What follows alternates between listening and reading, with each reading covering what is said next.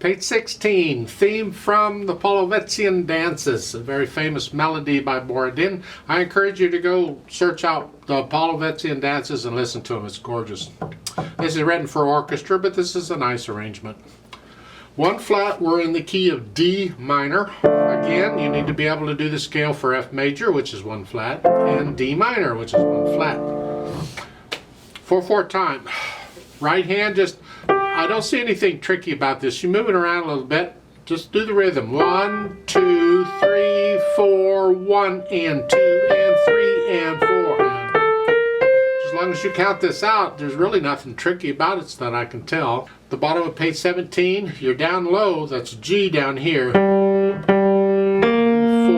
1. And then 3 on the A. That last note is an F. 3 ledger lines below the staff. 1 ledger line is a C, 2 is an A, 3 is an F. So you can figure it out. Left hand's just got the chords. And then a B flat, C, E. And then here, A minor chord. So just work out these chords. Second line is an F, G, B flat. Some interesting harmonies to it, so make sure you get these chords right. Third line, it's a D flat. And then here, put the hands together. E4 and 1 and 2 and 3. 3, 4, 1, 2. 3, 4. So I do that here with 5, 4, 3. Because I was here, I don't move far. And then I can go here. You're fingering. You pick a fingering and stick with it. So 4.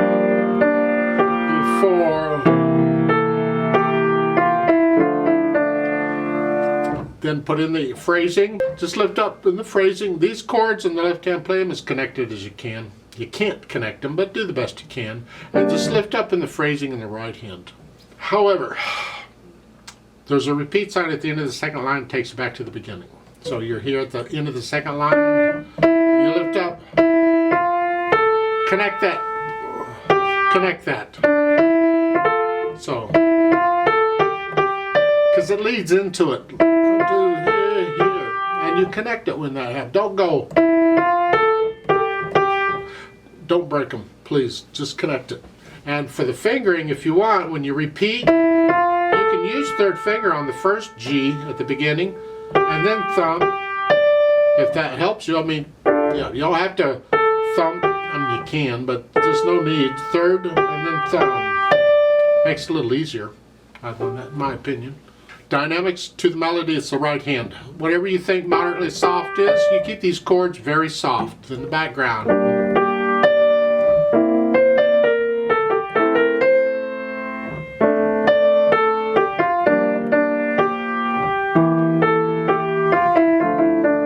Soft, go back up to, and third line down, you're moderately loud in the right hand. Keep this left hand very soft. Up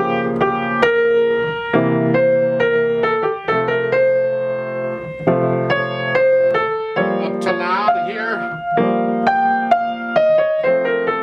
and then come back down, back moderately loud. So take your time. You're going back down. At the end, you end it very soft here at the end. Very soft. That last note has an 8V8 under it. You go down very soft.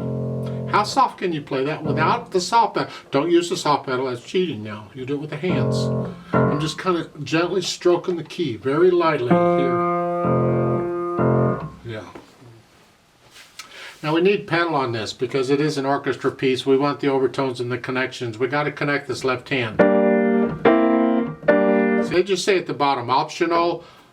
I'll get back to the rolled chords in a minute, but the pedal, just pedal as you wish. That's just plain laziness, in my opinion. They should have put in the pedaling for you. I'm going to use a legato style pedaling, which enables me to connect the chords, and that's about it. I don't want to smear up the right hand. I don't want to smear up these eighth notes. You see a lot of people, they would just legato pedal through and change on each of the whole notes in the left hand, like this.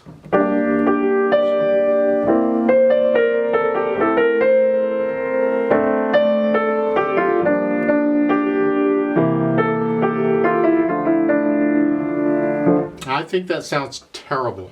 No, I don't want to smear that. I don't want all that.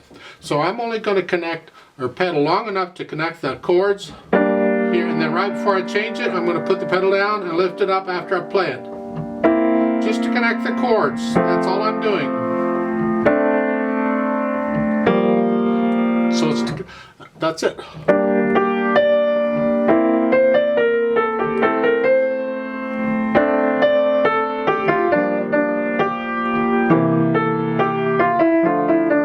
Forth.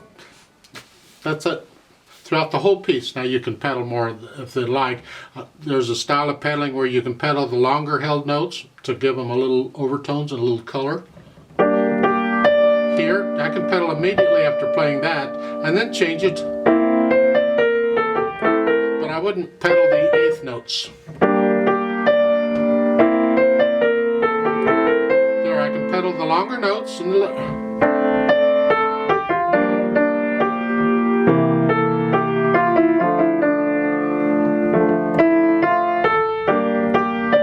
forth. You can try that out, experiment with the pedal and understand the sound it has and the effect it has on the sound. And so learn it without pedal first. Always learn a piece without pedal first, please.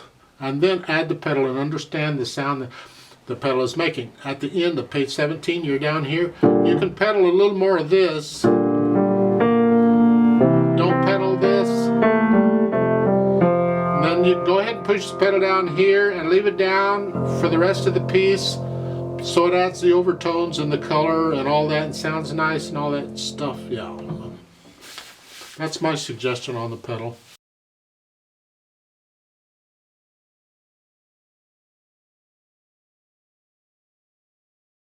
Speed wise, go listen to the orchestra. It's just not fast or slow, it's just depends on what time of day and how much coffee I've had to drink on this one.